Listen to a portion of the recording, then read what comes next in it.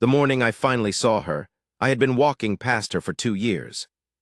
That is the thing I cannot forgive myself, not that I was cold, not that I was proud, but that I was simply absent. A king can be present in every room and still see nothing. I had become very good at that. Ashkeep Hold in the month of Eldon is not a warm place. The stone walls sweat in the mornings, and the heather on the hills outside goes the color of old rust, and the wind finds every crack in the mortar and reminds you it is there. My people learn to dress in layers, and to keep the hearths fed, and to be grateful for whatever warmth the hold manages to hold inside its bones. I had ruled Ashkeep for 11 years. I had been its alpha king, its lord and its law and its last word on everything, for all of those years except the first, when my father still breathed. I knew every corner of this hold. I knew the names of my warriors and my healers and my trackers and my stewards. I knew which stones in the outer wall needed repointing before the first snow. I knew the height of the river at flood and the weight of the grain stores in lean years. I knew my hold the way a man knows a place he has lived in long enough to stop noticing it. I had not known her name. She had worked in Ashkeep's kitchens for 2 years. The head steward, Orvin, had engaged her himself, a woman from the outer settlement of Pell's Crossing, where the heather fields gave way to scrubland and the packs were loose and unranked and people got by on quiet competence rather than bloodline. She had no rank.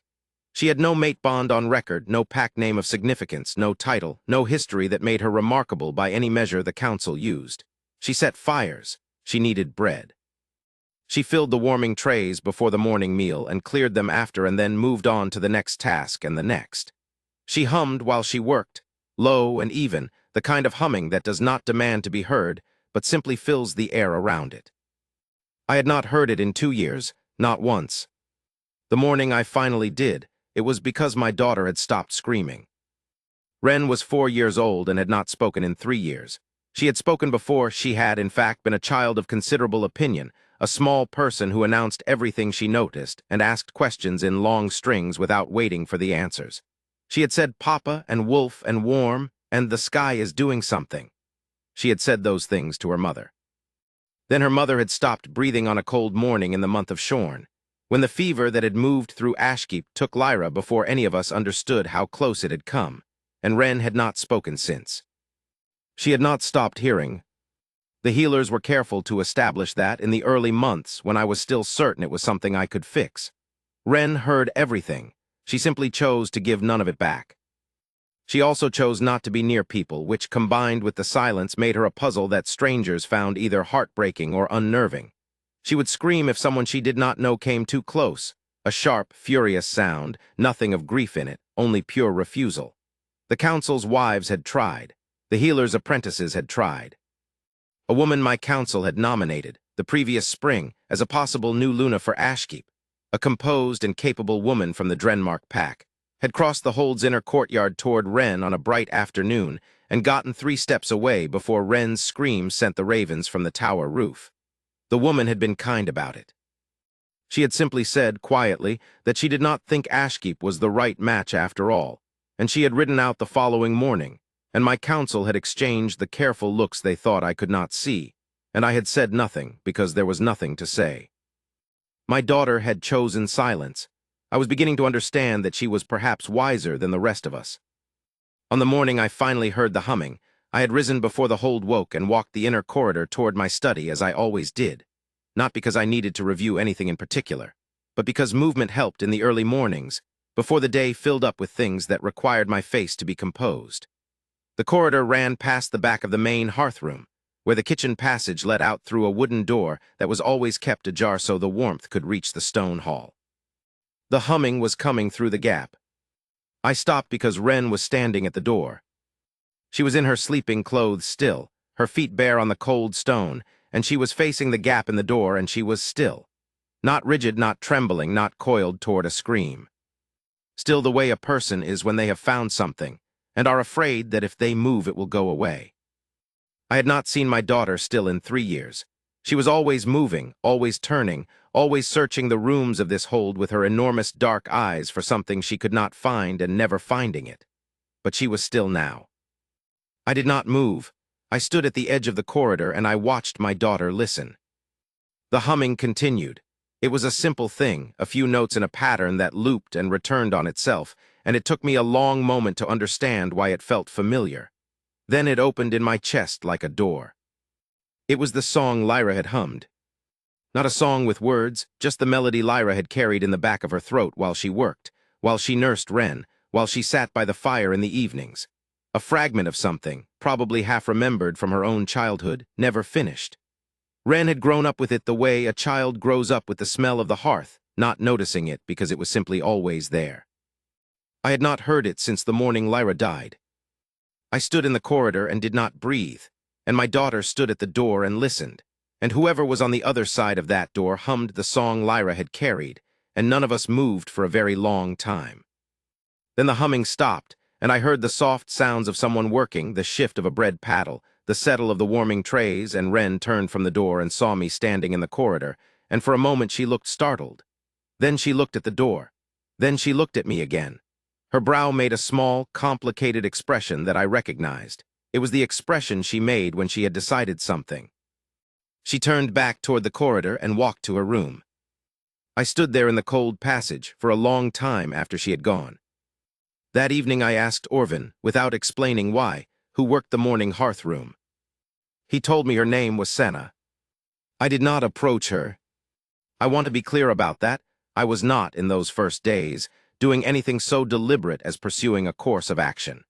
I was a man who had spent 3 years learning to want very little, and I was practiced at containing whatever stirred in me before it became something I would have to answer for. What I did was simply begin to notice. She was not difficult to notice once I had started. She moved through the hold the way water moves through old stone, finding the paths of least resistance, fitting herself into the spaces available, never insisting on more room than she needed. She was not invisible because she was unpleasant or dull. She was invisible because she had made herself easy to overlook, the way someone learns to do when they have spent enough time in places where being noticed was not a thing that ended well for them. She was small-framed and steady-handed, and she wore her dark hair pinned back under a work cloth, and she spoke, when she spoke at all, in a low voice that was precise and meant exactly what it said. She did not fill silence with noise. This was, I was coming to understand, rarer than it should have been. Ren found her the next morning. I did not know at first that this was what was happening. I knew only that Ren, who screamed at strangers and refused every friendly overture from every person in the hold, had not appeared for the morning meal at the table I kept for her in my study. Orvin found her in the hearth room, sitting in the corner on an upturned grain crate, watching a woman knead bread. Not screaming, not turning her face away. Watching. Orvin came to tell me with the particular expression of a man who does not understand what he is seeing, but suspects it is significant. I thanked him and did not go to the hearth room myself. I did not want to disturb whatever was happening by being in it. I asked Orvin to let me know if Ren stayed. She stayed until the bread was done. The woman, Senna, had not, according to Orvin's careful accounting, done anything unusual to encourage her. She had not bent down to Ren's level and used the bright voice people used on children they were trying to win. She had not offered Ren anything or spoken to her directly or made any gesture of the kind that usually sent Ren sideways. She had simply continued kneading the bread and at one point set a small piece of dough on the edge of the table nearest the crate, within Ren's reach, without looking up from her own work. Ren had not taken the dough, but she had looked at it for a long time. The next morning she went back, and the morning after that. By the end of the first week, she was there before Senna arrived, sitting on the crate and waiting. I did not know what to do with this information except carry it carefully, the way you carry something that might be fragile. By the second week, I had adjusted my own mornings so that my walk to the study took me past the hearth room passage. I told myself this was because I was keeping an eye on Ren. I was not entirely wrong. But I was also standing in cold corridors in the early mornings listening to the hum of someone working, and I was not certain that was entirely about my daughter. My wolf had gone very quiet. That was what I noticed most. For 3 years my wolf had been a restless, grieving thing inside me, not feral, not dangerous, but carrying an ache that I had grown to think of as permanent, the way an old injury becomes part of the body's landscape. The ache was simply there. I had stopped expecting it to ease. And then in those mornings in the cold corridor it had gone quiet. Not gone, still present, still mine, but quiet the way an animal goes quiet when it has caught a scent it needs to follow carefully. I did not let myself think about what that meant. On the 12th morning, the door to the hearth room was fully open, and I could see Senna at the work table and Ren at her crate. And Senna had set a small bowl of flour on the table, and Ren had climbed up from the crate to stand beside her. And they were both working the dough, and neither of them was speaking, and the quiet between them was the easiest thing I had seen in 3 years.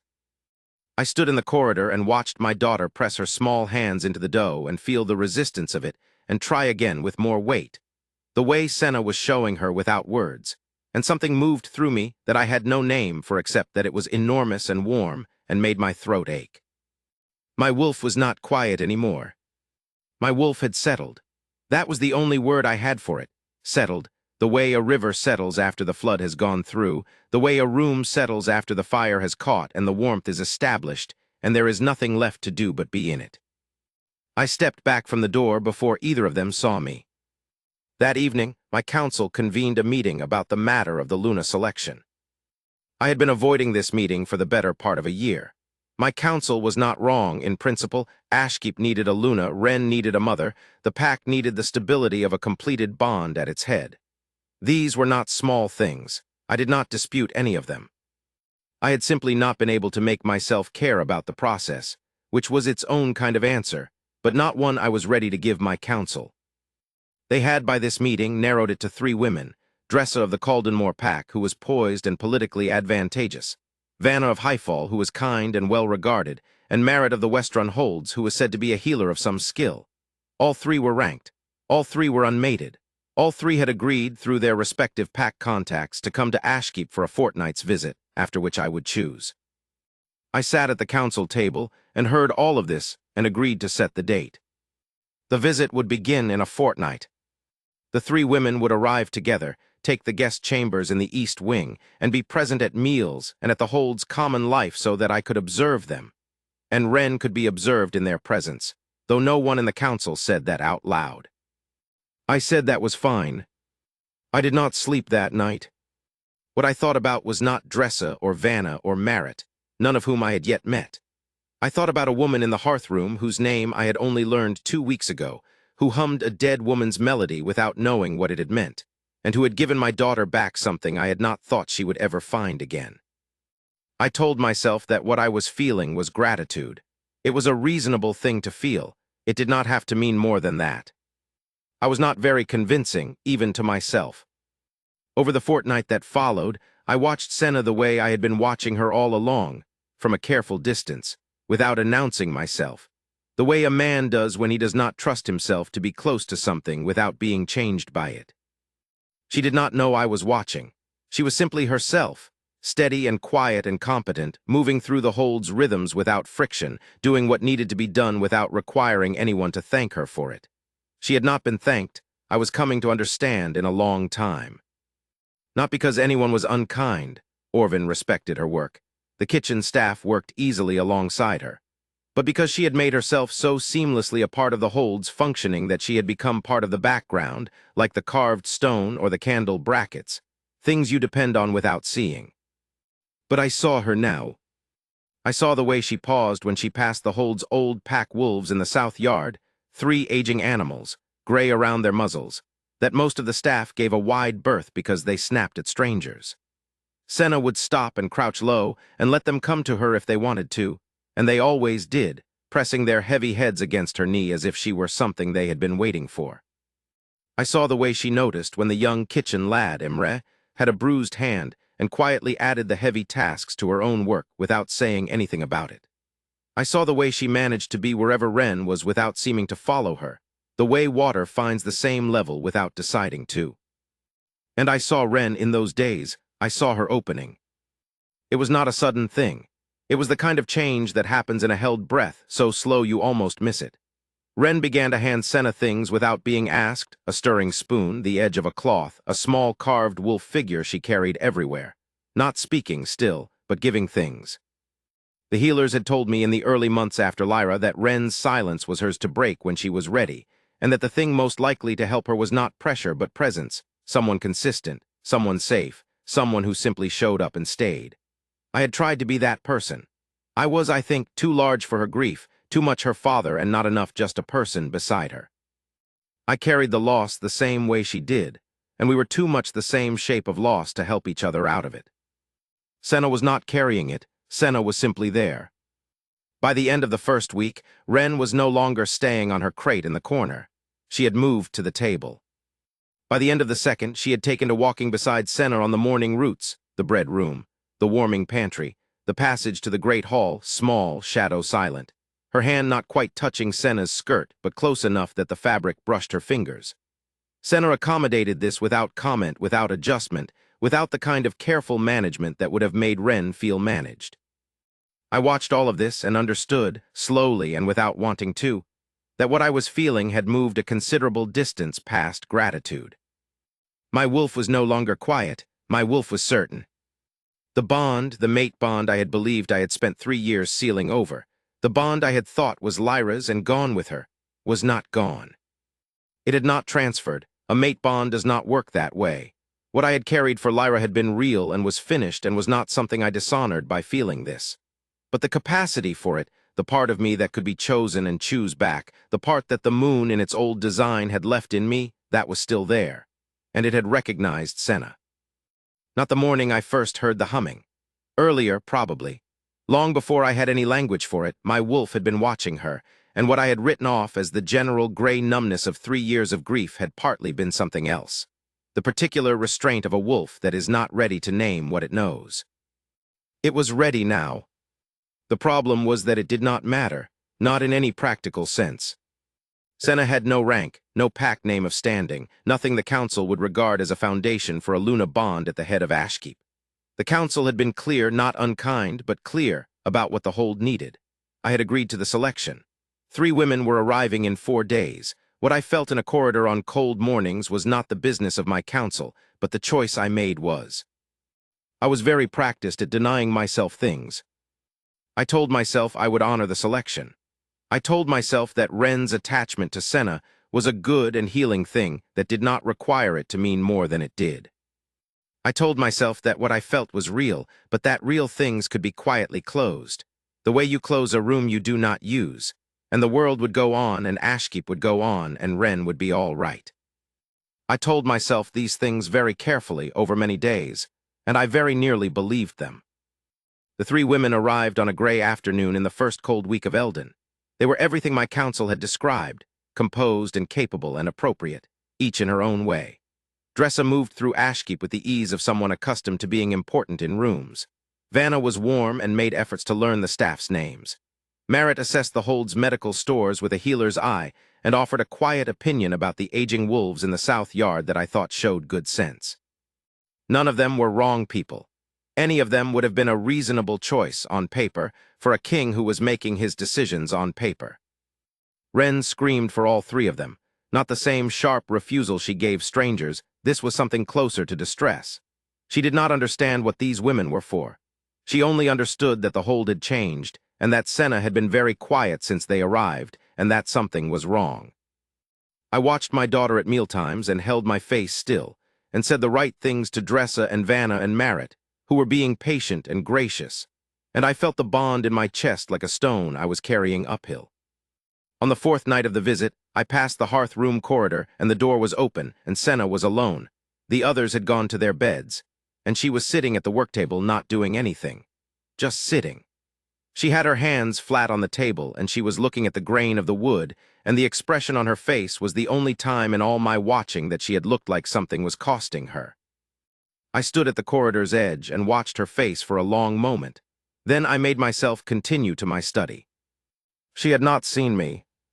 On the 6th evening of the visit, Orvin came to me after supper with an expression I could not read. He said that Senna had spoken with him that afternoon. She had asked, he said, about the timeline, specifically, about when the new Luna would be established at Ashkeep, and what that would mean for the household arrangements, and whether staff positions would be reviewed. She had asked, essentially, whether she would still have a place in the hold when the new Luna came. I looked at Orvin for a moment. He looked back, keeping his face very correct. I told him to tell her that her position was not at risk regardless of any other arrangements, that her work was valued, and she would always have a place at Ashkeep. Orvin relayed this. He came back and told me she had thanked him and gone back to work. I told myself this was the right outcome. I had reassured her. She would stay, everything was fine. I did not sleep again that night, and in the morning I knew that something in what I had been telling myself had broken beyond repairing. What I did not know, what I had no way to know, was that Senna had gone back to Orvin the following afternoon and revised what she had asked him. She had not, she clarified, been asking about whether she would have a place. She had been thinking of leaving. Not because of her position, because of Ren. She had explained it to Orvin with the same quiet precision she applied to everything. She did not want Ren to become attached to her at the same time as a new Luna was being established. Children, she said, did not always accommodate divided presences easily. If Ren had bonded to her in some way and she had seen signs that suggested this, then her continued presence could complicate Ren's ability to accept whoever became the new Luna. The kind thing, Senna told Orvin, was for her to leave before that attachment deepened. She would go after the selection was complete. She would go quietly. Ren would adjust. Orvin came to tell me this the same evening. I stood in my study for a long time after he left. She was going to leave. She had decided to leave, not because anything had gone wrong for her, not because she was unhappy or mistreated, but because she had looked at my daughter's welfare and concluded, with that same simple precision she brought to everything, that her own absence was the correct answer. She was going to remove herself for Ren's sake. She had not told me. She had not asked me. She had simply decided in her quiet way that this was what was right, and she was going to do it. I sat down at my desk and put my head in my hands for a moment, which was not something I did generally. I was a king. I held my head up. That was rather the point of being a king. I held my head in my hands for a considerable amount of time. Then I went to find Ren. She was in the nursery room with her sleeping cloth pulled to her chin and the small carved wolf on the pillow beside her face, already drowsing. I sat on the edge of her bed and watched her and thought about what I was going to do and whether it was reasonable and whether I cared if it was reasonable. She opened her eyes and looked at me in the half-dark. I said quietly, "I am working something out, little wolf. Give me until morning." She closed her eyes again. She trusted me to work things out. She always had. I had not always deserved it. I had not worked anything out by morning. What I had done by morning was arrived at a truth that I had been avoiding so long that arriving at it felt less like discovery than like finally putting something down. The truth was this. I had not wanted another Luna because I had not been willing to want anything that badly again. I had agreed to the selection because it was the responsible thing, and I had put my face through the motions of it, and my wolf had known from the first day that none of it would hold because none of those women were her. Not because they were wrong, because she was right, because she had been right for 2 years at the edges of my mornings, and I had been too sealed over by loss to see it. I had seen it now. The question was what I was going to do about it, and the answer I had decided somewhere in the small hours was that I was going to tell her. Not through Orvin, not through the council. I was going to find Senna and tell her that she was not going to leave, and that the reason she was not going to leave was because I did not want her to, and that I was aware this was a great deal to say to a person who had not asked me to say any of it. And I was going to say it anyway because I was through, entirely through, with not saying things. I rose before the hold woke and dressed and went downstairs. I did not find her in the hearth room. The bread was already done. She must have come earlier than usual, and the room was warm and empty. I went to the main corridor and then to the warming pantry and then, because I was beginning to feel something close to alarm, to the passage near the small east storeroom where she kept her work supplies. What I found instead was Ren. Ren was in the corridor in her sleeping clothes, her feet bare on the cold stone floor, and she was moving fast for a child her size, with purpose, the way she moved when she had decided something. She did not look at me when I appeared behind her. She was entirely focused on where she was going. I followed her. She led me through the east passage, around the curve toward the old guest preparation rooms, and then to the small chamber at the end of the corridor. A room used for storing mending and linens, the kind of room that had no view and no fire of its own, the kind of room that a woman with no rank and no claims might have been given because it was simply what was available. The door was ajar. Through the door I could see the pale gray light of early morning coming through a high slit window. A small bundle on the narrow bed, half packed. A pair of good boots on the floor, not yet put on. Senna was sitting on the edge of the bed in the gray light, her hands in her lap, and she was looking at the boots. She had not heard us yet. She looked the way she had looked at the work table 4 nights ago, something costing her. Except that now I was close enough to see her face clearly. And what was on it was a woman telling herself to do the right thing and finding it harder than she had expected. Ren pushed the door fully open. Senna looked up. Her eyes went to Ren first, and whatever she had been holding in her face came undone for just a moment, just one unguarded second before she got it back. She said quietly, "Ren, you should be in bed, little one, it's cold." Ren crossed the room in 6 quick steps and put her hand in Senna's hand. Not around it. In it, fingers folding over the palm, the way a small hand fits into a larger one when it means to be kept. The room went completely still. Senna looked down at Ren's hand in hers and did not say anything. Her throat moved. She looked up at the slit of pale window and took a breath, and I could see her preparing to be very kind and very gentle about this, preparing to tell my daughter something that would be the most difficult version of a necessary truth.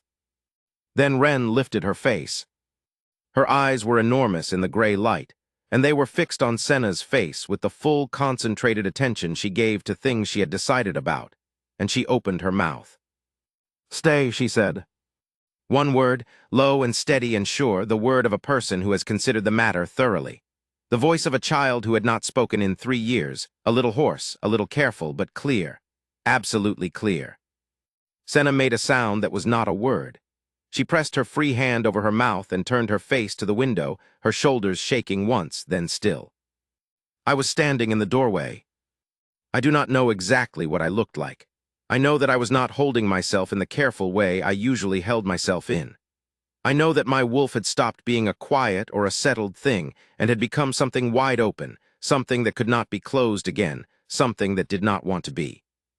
Senna turned back from the window. Her eyes were wet. She looked at Ren's face with an expression I recognized because I had seen it on my own face once, years ago, looking at someone I had just understood I could not do without. Then she saw me. For a moment, neither of us moved. The morning light was coming gray and thin through the high window, and Ren was between us with her small hand in Senna's, and the room was very quiet. I came into the room. I did not think about the council or the selection or what any of it looked like. I crossed to where she was sitting on the edge of the bed, and I lowered myself to one knee on the stone floor, not because it was ceremony, because it wasn't.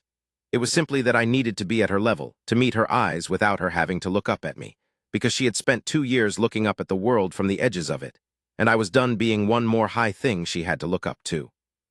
I said, "I heard you were thinking of leaving." She looked at me. Something in her went very careful, the way it always did when she was deciding what was safe to give. "It seemed like the right thing," she said, "for Ren." "Ren disagrees," I said. A breath of something, not quite a laugh, not quite not. "I noticed." I looked at her face in the gray morning light. I had been watching it for weeks from corridors, learning it without meaning to, the particular way the steadiness of it worked, not coldness, not distance, but something earned. A person who had learned to expect very little so that very little could be taken from her. I said, "I would like you to stay, not as a member of the kitchen staff." I paused. I am aware that is a great deal to say to a person who has not asked me to say any of it. I am saying it anyway. She did not look away from me. She was thinking, I could see that, not the performance of thinking, but actually working through something, measuring it. "You have the selection," she said. "You have 3 women who came here for that purpose." "I know. I don't have a pack name, I don't have a rank. The council will have opinions." "I know that too." "Then you know this is not," she stopped. "It is not simple." "No," I agreed. "It is not simple, but I have found recently that the things that matter are rarely simple, and the things that are simple rarely matter." I looked at her for a moment. "I have been very careful for 3 years, Senna. I have been very responsible about not wanting things too much. I am done with that." Her breath came in and out once, steady. In the gray light, her eyes were dark and very direct. Ren, still with her hand in Senna's, leaned her small body against Senna's side and closed her eyes, with the complete unself-consciousness of a child who has decided where she is and considers the matter settled. Senna looked down at her, and then the steadiness in her face did something I had not seen it do. It softened, not into weakness, but into something realer than steadiness, something underneath the steadiness that had been waiting, maybe for a long time, to be seen. She looked back up at me. "I stayed," she said. "Before you asked, I was sitting here telling myself I was going to go and I couldn't." "I know," I said. "How do you know?" "Because you're still here." She looked at me for another moment, then slowly she nodded. It was not a grand thing. There was no ceremony, no hall full of wolves, no cloak placed on her shoulders before an assembled court. There was a gray morning in a small room and my daughter asleep against her side, and the cold stone floor under my knee and her eyes meeting mine with something in them that was going to take the rest of our lives to fully say. That was enough. It was, I was finding, more than enough. I will tell you how the rest of it went, because it did not go easily, and I think it would be dishonest to pretend otherwise. I dismissed the selection that morning. I did it personally, went to the East Wing and spoke with Dressa and Vanna and Merritt myself, without sending Orvin, because the least I could do was tell them directly that the selection was concluded, and that I was grateful for their willingness to come, and that they would be treated as honored guests for the remainder of their planned stay if they wished to remain. Dressa took it with composure. Vanna was kind about it and asked if Wren was all right, which I thought showed her quality.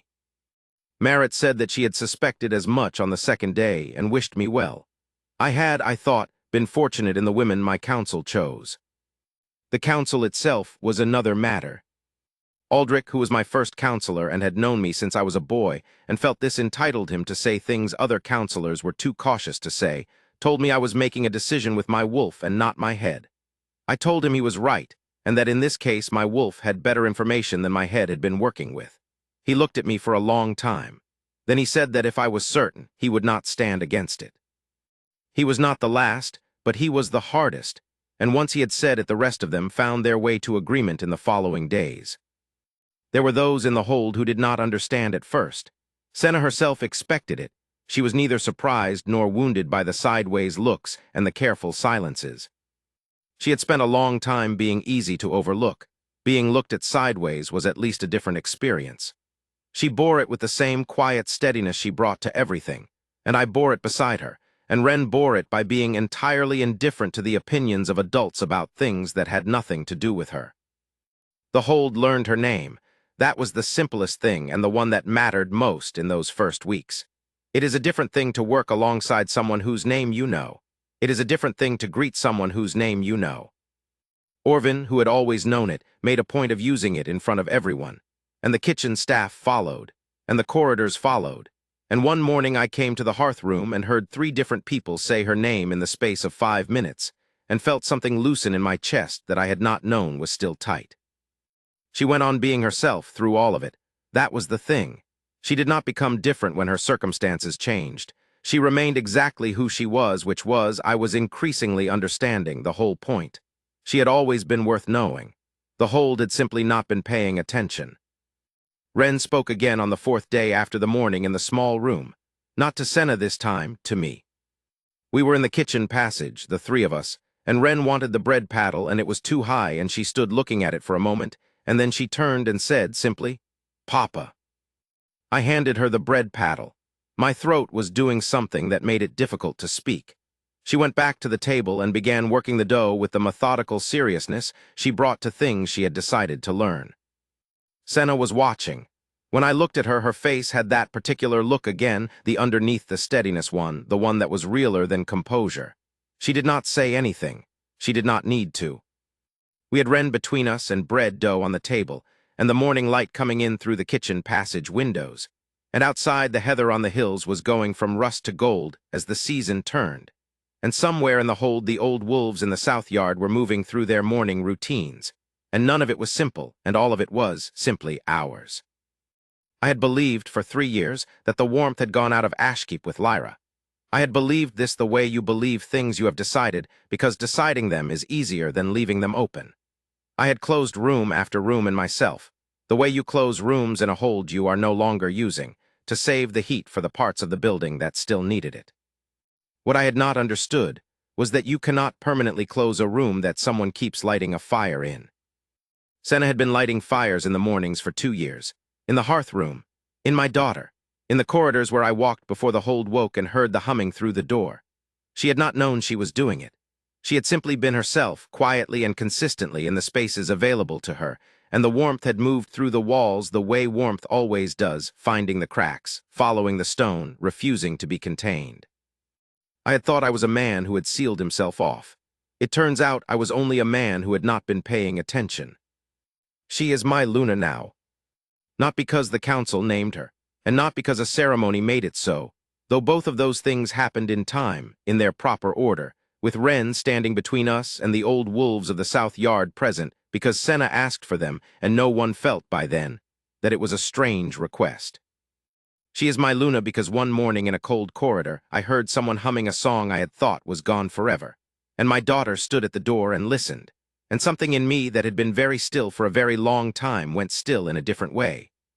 The way a room goes still when the warmth has finally reached the farthest corners of it, and there is nothing left to do but rest. Ren says her name every day now, not all of them to Senna directly. Sometimes just to herself, quietly, the way you say a word you are still getting used to owning, like proof that it is real and will not be taken back. Last night she climbed between us at the hearth and fell asleep with her ear against Senna's heartbeat and her small hand in mine.